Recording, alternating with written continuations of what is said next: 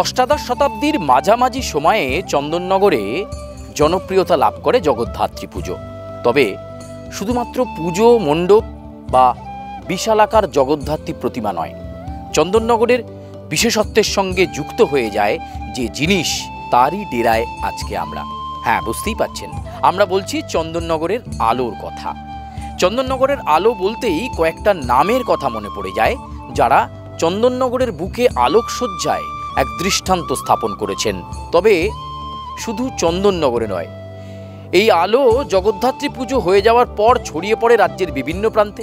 পরের বছর দুর্গাপুজো বা কালী পুজোয় চন্দননগরের আলো ব্যবহার করা হয়, অথবা বিদেশেও পৌঁছে যায় এই সুসজ্জিত আলো। 1 বছর ধরে চলে পরিকল্পনা।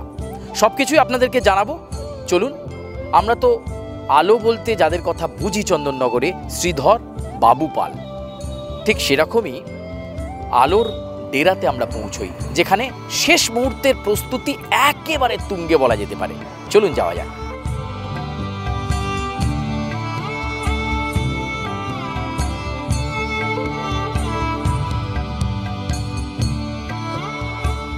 ঘুরতে ঘুরতে আমরা বাবু পালের ডেরায়। কর্মব্যস্ততা এই মুহূর্তে তুঙ্গে, তার কারণ হাতে আর একদম সময় নেই। তবে সময়ের সাথে সাথে আলোর যে চাহিদা, তাতে বিরাট পরিবর্তন এসেছে এবং এখন প্রায় 1 বছর ধরে আলোকসজ্জার জন্য পরিকল্পনা শুরু হয়ে যায় চন্দননগরে। অর্থাৎ দুর্গাপুজোর বিজয়া দশমী শেষ হওয়ার পরেই শুরু হয়ে যায় পরিকল্পনা পরের বছরে জগদ্ধাত্রী পুজোয় কি ট্রেন্ডি বা কি ধরনের আধুনিক সময়ের সঙ্গে তাল রেখে আলো প্রস্তুত করা যায়, সেই প্রস্তুতি শুরু হয়ে যায় চন্দননগরে। চলুন আরেকটু আলোর প্রস্তুতির কাজ দেখি, তারপর না হয় আবার আপনাদের কাছে বেশ কিছু গুরুত্বপূর্ণ তথ্য পৌঁছে দেব।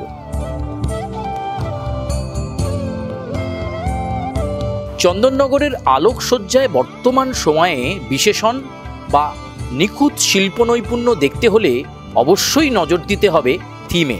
হ্যাঁ, শুধু মণ্ডপে থিম নয়, আলোকসজ্জাতেও একটা থিম সেট করে নেওয়া হয়, তারপর সেটা স্কেচ করা হয় এবং তারপর বিভিন্ন স্তর বিন্যাস হওয়ার পর লোহার স্ট্রাকচার তৈরি হয়। ঠিক যেমনটা দেখতে পাচ্ছেন আয়রন স্ট্রাকচার, এই আয়রন স্ট্রাকচার আগে প্রস্তুত করা হয় এবং সেই স্ট্রাকচারের উপর ডিজাইনটাকে ফেলা হয় এবং তারপর এই আলো লাগানোর কাজ অত্যন্ত নিখুঁত নৈপুণ্যের সঙ্গে করতে হয়। এবং এই শিল্পের সঙ্গে যুক্ত যারা কর্মী, তারা প্রায় এই জগদ্ধাত্রী পুজোর অনেকটা আগে থেকেই 12 থেকে 13 ঘন্টা সময় দেয় এই আলো প্রস্তুত করতে। অর্থাৎ বুঝতেই পাচ্ছেন কতটা নিখুঁত শিল্প নৈপুণ্যের দরকার। এবং এরকমভাবে বুনন, অর্থাৎ এইভাবে একটা একটা করে আলোকে লাগানো, এটা কিন্তু খুব একটা ঝক্কির ব্যাপার। আর বর্তমান সময়ে বিভিন্ন পুজো কমিটি পছন্দ করে থিম, সেই থিমের সঙ্গে সাজুজ্য রেখেই বিভিন্ন আলোর গেট সেগুলো তৈরি হয়, আর যা দেখে মানুষজনের অত্যন্ত ভালো লাগে। বাবুপালের ডেরাতে কিন্তু এসে তার কন্যা সুশ্বেতা পাল কিন্তু বলছেন যে আগের থেকে মানুষের চাহিদা, মানুষের পছন্দ আমূল পরিবর্তন ঘটেছে, আর সেটাতে গুরুত্ব দিয়েই এখন আলো প্রস্তুত হয় চন্দননগরে। আমাদের ইউজুয়ালি মানে বলতে গেলে যে মানে এই প্রত্যেক বছরের দশমীটা যে পেরোবে, আমাদের সামনের বছরের আবার চিন্তাটা হয়ে যায়। আমি এবছর প্রস্তুতি আমার মার্চ এপ্রিল থেকে আমার নেওয়া শুরু হয়ে গেছিলো, আমার ডিজাইন কমপ্লিট, তো তখন থেকে আমাদের কাজটা অলমোস্ট শুরু হয়ে গেছিলো। আগে আমার ফার্স্ট আমার ক্যাটালগটা আমার রেডি করা হয়, এবার এই ক্যাটালগের মধ্যে এবার কোনো জিনিস আমার যদি কোনো চেঞ্জ আমার দরকার লাগে, তখন সে ওই চেঞ্জটা অ্যাকর্ডিংলি করে দিয়ে তারপর সেটা আমার যাই হচ্ছে ব্রাউন পেপারে জিনিসটাকে ফেলে সেটা এবার যারা পাতি আবার ভাঁজ করে, সেটা আবার একটা আলাদা টিম আছে, সেই টিমের কাছে যায়, তারা সেই পাতিটাকে ভাঁজ করে আমাদের এখানে পাঠায়। তারপর এখানে সেই ওগুলো যেহেতু লোহার, এগুলো হয়তো রাস্ট পড়ে যাওয়ার ভয়তে আমরা ওটাকে রং করি, তো ওই রংটা করার পর তারপর এখানে সব কাকুরা সবাই মিলে ওরা ল্যাম্পগুলোকে গেঁথে কানেকশনসগুলো করে।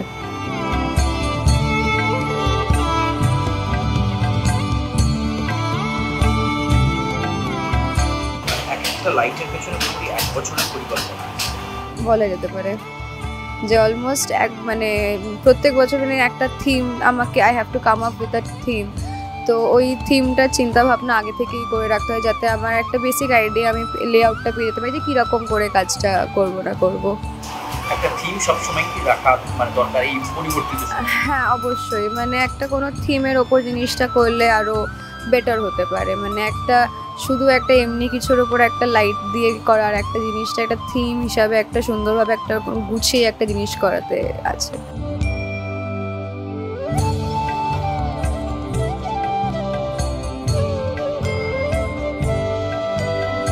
আপনি তো এই প্রজন্মের বাবার কাজও দেখেছেন, পুরোনো সময়ে ভোটের আলোতে আলোকিত হতো, এখন এলইডির ব্যাপার, নতুন কোন আলোর চাহিদাটা বেশি দেখেছেন? এখন যেগুলো আগে যে আমার ছোটো যে চাইনা এলইডিগুলো হতো সেইটাতে কাজ হতো, এখন যেটা এখন চেঞ্জ হয়ে আমাদের হয়েছে ডিসির 12 ভোল্টের যে ল্যাম্পগুলো হয় সেটাতে আমাদের কাজগুলো এখন হচ্ছে, ওটার ব্রাইটনেসটা অনেকটা বেশি, তো ওইটাতেই আমরা এখন করছি। এবছর কতগুলো পুজো কমিটির সঙ্গে আপনারা এখানে যোগাযোগ করেছেন বা আপনাদের সঙ্গে যোগাযোগ? এই বছর আমাদের সাথে তো অনেকজনেরাই যোগাযোগ করেন, কিন্তু আমরা মানে অল্প কাজ করি, কিন্তু খুব মানে ওটাকে যাতে ভালোভাবে করতে পারি। তো আমরা এই বছর এমনি আমাদের 2টি কাজ নেওয়া আছে, একটা হচ্ছে রথেশ্বরক বারোয়ারি আর একটা হচ্ছে বেশহাটা।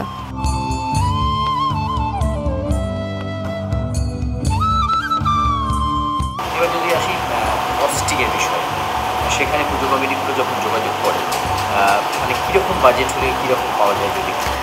এটা বিভিন্ন লোক মানে বিভিন্ন যারা কাজ করেন তাদের ওপর নির্ভর করছে যে ওনাদের বাজেটটা কীরকম থাকে। তো এবার কি ওরা এবার যারা নতুন মাল দিয়ে নতুন করে যাদের জন্য করা হয় তাদের বাজেটটা ডেফিনেটলি মানে অনেকটাই বেশি হয়। তখন আমার পার লরি তখন আমার 4-5 লাখ টাকা পার লরি হিসাবে আমার তখন আসে। আর যখন যারা যে বারবারই বলে যে না আমি মানে আগের যে আপনাদের যে পুরনো আলোতেই আমরা কাজ করবো, তখন ওদের ওরকম বাজেটটা খুব একটা বেশি বাড়ে না। সময়ের সাথে সাথে যেমন চাহিদা বেড়েছে তেমন বাজেটেও কিন্তু পরিবর্তন রয়েছে। আগে পুজো কমিটিগুলোর কাছ থেকে বা যারা চন্দননগরের আলোয় তাদের উৎসবের জায়গা সাজিয়ে তুলতে চাইছেন তাদের থেকে আগে বাজেটটা জেনে নেওয়া হয়। তার কারণ একেবারে নতুন আলো, তা দিয়েই কি তাদের আলোকসজ্জা তৈরি হবে, নাকি বিগত বছরে ব্যবহার করা আলো দিয়ে তৈরি হবে তাদের আলোকসজ্জা, এটার উপর বেস করে কিন্তু পরিকল্পনা গোছানো হয় এবং অত্যন্ত কষ্টসাধ্য নিখুঁত নৈপুণ্যের একটা কাজ আমরা দেখতে পাচ্ছি এখানে। সেই ছবি কৃষ্ণেন্দুদাও দেখাচ্ছে যে কিভাবে প্রস্তুতি কিন্তু এখানে চলছে, একটা একটা করে আলোকে বাছাই করে লাগানো অত্যন্ত সময় সাপেক্ষ একটা ব্যাপার কথা বলা যেতে পারে। এবং এই মুহূর্তে চন্দননগরের আলোক শিল্পীদের কিন্তু নাওয়া খাওয়ার সময় নেই, কারণ সব কিছু আলো ইনস্টল হয়ে যাওয়ার পর যে ফাইনাল চেকিংয়ের দরকার, আর তারপর উদ্যোক্তাদের হাতে তুলে দেওয়া বা ইনস্টলেশনের কাজ।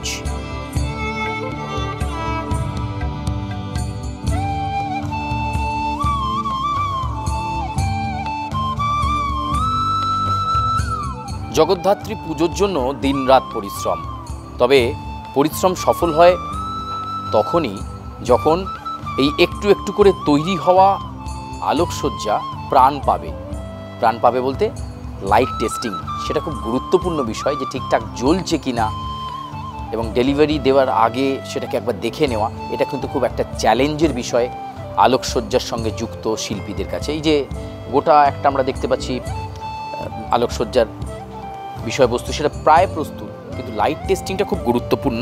আমি একটুখানি কথা বলছি আলো তো প্রস্তুত করতে যেমন সময় লাগে, লাইট টেস্টিংটা তো একটা মানে ভীষণ ইম্পর্টেন্ট জিনিস, কারণ শেষ মুহূর্তে না জ্বললে এটা তো খুব চাপের। মানে এগুলো তো আমাদের এখান থেকে একদম কারেন্টলি তৈরি হয়ে যায়, কেন রাস্তার মাঝখানে যদি হয়ে যায় তাহলে তো খুবই অসুবিধা হয়। আর আমাদেরও একটা বিশাল বদনাম আর কি যে করতে পারিনি, যার জন্য আমরা একদম ফাইনাল করে এখান থেকে বেরোই। যদি দেখা যায় যে কোনো কারণে টেস্ট সেই ইলেকট্রনিক্স জিনিস হতেই পারে, সেরকম আমরা প্রস্তুতি নিয়েই আমরা রাস্তায় থাকি যে বিকল্প কিছু হয়ে গেলে সঙ্গে সঙ্গে আমরা সেটা করে দিতে পারবো। কিন্তু এইখানে যে ফাইনালটা করে দেবো সেটা একদম ফাইনাল। রাস্তায় যেটুকুনি হবে সেটা তো ইলেকট্রনিক্স জিনিস হতেই পারে, তার জন্য তো প্রস্তুতি আমরা নিয়েই থাকি ওখানে। একদম প্রায় 90% তো হয়ে গেছে। আর এই মাল তো বাঁধা হচ্ছে এখন এই টেস্টিংয়ের উপরেই সব কিছু, আর 2-1 দিন পর তো মাল বেরোবে আমাদের, মানে তখন একেবারে আমরা কথা বলছিলাম। দেখুন ইতিমধ্যেই লাইট টেস্টিং করে সেটা কিন্তু প্রায় প্রস্তুতির পথে। আমি কৃষ্ণেন্দুকে বলবো একটু দেখানোর জন্য। একটা অনিন্দ সুন্দর পরিবেশ। আর এই চন্দননগরের আলো দেখবার জন্যই রাজ্যের বিভিন্ন প্রান্ত থেকে তো আসেন, এমনকি বিদেশি পর্যটকরাও এই আলোকসজ্জা দেখতে আসেন। আর চন্দননগরের আলো সে তো বিশ্বের দরবারেও ভীষণভাবে জনপ্রিয় এবং অত্যন্ত তার ডিম্যান্ড রয়েছে। দেশের গণ্ডি ছাড়িয়ে বিদেশেও চন্দননগরের আলো তার একটা জায়গা করে নিয়েছে। তাই তো চন্দননগরের জগদ্ধাত্রী পুজো বলতেই মনে পড়ে যায় আলোকেও, কারণ সেটাও কিন্তু ভীষণ অঙ্গাঅঙ্গিভাবে উৎসবের সঙ্গে জড়িত। চন্দননগর থেকে ক্যামেরায় কৃষ্ণেন্দুর সঙ্গে সুচারু, আর প্লাস নিউজ।